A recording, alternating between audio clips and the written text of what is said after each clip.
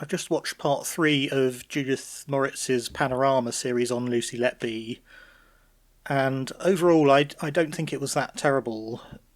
She certainly does present a lot of problems with the prosecution case, and it seems like it would be very hard for anyone to come away without realising there are huge problems with the way the case was presented. I just want to do this reaction video to a section at the end concerning the breathing tube allegations again at Liverpool Hospital. A hospital review has found that babies' breathing tubes came out 40 times more often than normal when Lucy Letby was on shift. It's a finding her supporters have questioned. We've looked into the evidence. So Judith has quite helpfully drawn, or someone helping her has quite helpfully drawn this graphic showing what they're talking about. There are 2 shifts every day.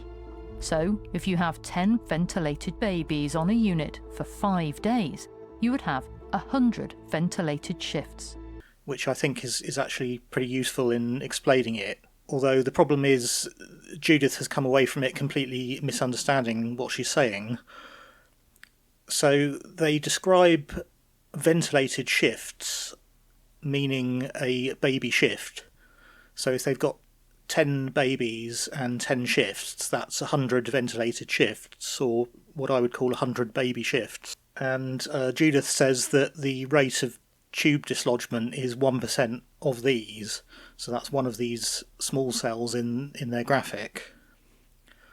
And then she says that Lucy worked 50 shifts at Liverpool. An earlier BBC report says it was 33, but anyway, it's in that region of between sort of 30 and 50. And she says that tubes were dislodged on 40% of those shifts. But what she's talking about now isn't the baby shift, it's what we would in normal language call a shift, an actual working shift. And that isn't one of these small cells, that's the entire row. So although you've only got 1% of these cells highlighted, once the cell in the row contains an event, that row is then highlighted.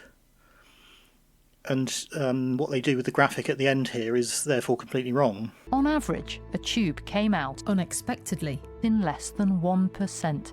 Lucy Letby worked around 50 shifts. The tube came out on around 20 of them. That's about 40%.